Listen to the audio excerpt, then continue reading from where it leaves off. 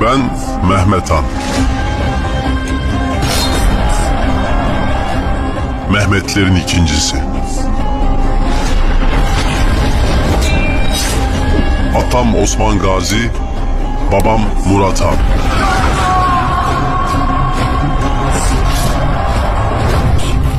Doğdum. Yaşamaz dediler, yaşadım. Sultan olamaz dediler, oldum. O şehri alamaz dediler. سلطان محمد فاتح یا سلطان محمد ثانی سلطنت عثمانیہ کے 7ویں سلطان تھے، جو 1444 عیسوی سے 1446 عیسوی اور 1451 عیسوی سے 1481 عیسوی تک سلطنت عثمانیہ کے سلطان رہے۔ انہوں نے محض 21 سال کی عمر میں قسطنطنیہ فتح کر کے عیسائیوں کی بازنطینی سلطنت کا ہمیشہ کے لیے خاتمہ کر دیا۔ اس عظیم الشان فتح کے بعد انہوں نے اپنے خطابات میں قیصر کا اضافہ کیا۔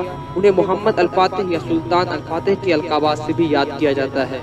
آپ کو یہ جان کر حیرانی ہوگی کہ سلطان محمد ثانی نے مسیحیوں کے اس عظیم مرکز اور بازنطینی سلطنت کے اس مستحکم قلعے کو فتح کر کے آقا کریم صلی اللہ علیہ وسلم کی خواہش کو پورا کر دکھایا۔ آقا کریم صلی اللہ علیہ وسلم نے اپنی زندگی میں فتح قسطنطنیہ کی خواہش کا اظہار کرتے ہوئے اس کے فاتحین کو جنت کی بشارت دی تھی۔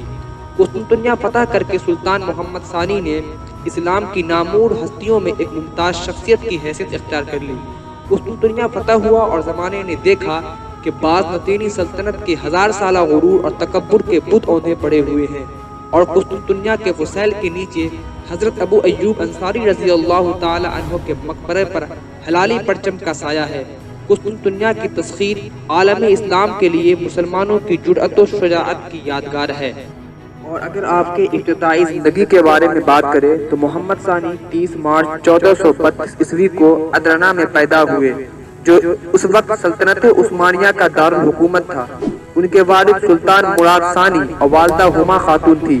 11 سال کی عمر میں محمد ثانی کو اماسیہ بھیج دیا گیا، جہاں انہوں نے حکومت سنبھالنے کی تربیت حاصل کی۔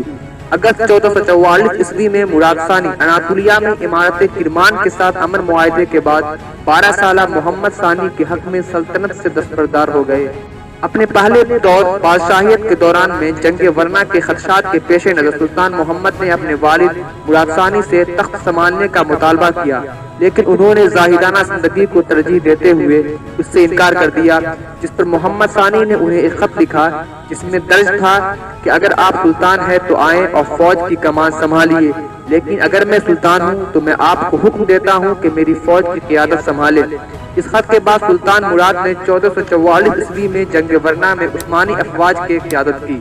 اور اگر فتح قسطنطنیہ کے بارے میں بات کریں تو 1451 عیسوی میں اپنے والد سلطان مراد ثانی کی وفات پر سلطان محمد ثانی نے دوسری مرتبہ تخت سنبھالا، اور 2 سال بعد ہی محاصرے قسطنطنیہ میں کامیابی حاصل کر کے بازنطینی سلطنت کا ہمیشہ کے لیے خاتمہ کر دیا۔ اس فتح کے بعد سلطنت موریہ کو فتح کیا اور بازنطینی حکومت کی یہ آخری نشانی بھی 1461 عیسوی میں ختم کر دی۔ قسطنطنیہ کے فتح نے سلطنت عثمانیہ کو ایک دنیا بھر میں شاندار عظمت اور باعزت عطا کی، اور عثمانی پہلی بار ایک بھرپور قوت کے طور پر ابھرے۔ فتح قسطنطنیہ کے بعد محمد ثانی نے اپنے لیے قیصر روم کا خطاب چنا۔ فتح قسطنطنیہ کی خوشخبری ایک حدیث میں بیان کی گئی تھی، جس میں آقا کریم صلی اللہ علیہ وسلم نے فرمایا کہ تم ضرور قسطنطنیہ فتح کرو گے۔ وہ فاتح بھی کیا کمال ہوگا اور وہ فوج بھی کیا باکمال ہوگی۔ اور آپ کو یہ بھی جاننا چاہیے کہ محمد ثانی عظیم فاتح ہونے کے ساتھ ساتھ علم و ہنر کا بھی سرپرست تھے۔ اس نے قسطنطنیہ کے فتح کے بعد اٹلی کے مصوروں اور یونانی دانشوروں کو اپنے دربار کا حصہ بنایا، اور مسلم سائنسداں اور ہنرمند بھی اس کے دربار سے وابستہ تھے۔ اس نے قسطنطنیہ میں ایک جامعہ قائم کی اور فاتح مسجد سمیت کئی مساجد اور نہریں تعمیر کرایا۔ محمد ثانی کا دور رواداری اور برداشت کا دور سمجھا جاتا ہے، جس میں اس نے مفتوح بازنطینیوں کے ساتھ نیک سلوک کیا، جو قرون وسطیٰ کے یورپیوں کے لیے حیران کن تھا۔ محمد ثانی کے دور میں حکومت میں سلطنت کے مسیحیوں اور یہودیوں کے ساتھ مثالی سلوک کیا جاتا تھا، اور انہیں ہر قسم کی خود مختاری حاصل تھی۔ محمد فاتح صرف اپنی فتوحات کی وجہ سے مشہور نہیں ہے، بلکہ انتظام سلطنت اور اپنی حیرت انگیز قابلیت کے باعث بھی شہرت رکھتے ہیں۔ اس نے پہلی مرتبہ سلطنت عثمانیہ کے لیے باقاعدہ قوانین مرتب کیے۔ محمد فاتح کے بعد اس کا بیٹا بایزید ثانی تخت نشین ہوا، جس نے 30 سال حکومت کی، اور آپ کا انتقال 3 مئی 1481 عیسوی کو ہوا، اور آپ کا مزار استنبول میں فاتح مسجد کے برابر میں قائم ہے۔ اگر آپ کو ہماری یہ ویڈیو اچھی لگی ہو تو لائک اور شیئر ضرور کریں، اور اس طرح کی تمام ویڈیوز پانے کے لیے ہمارے یوٹیوب چینل کاروان معاشرہ کو سبسکرائب کرنا نہ بھولیں۔ اور ہمارا اگلا ویڈیو ہے قسطنطنیہ کو فتح کرنے کی اصل وجہ کیا ہے، اسے دیکھنا بالکل نہ بھولیں۔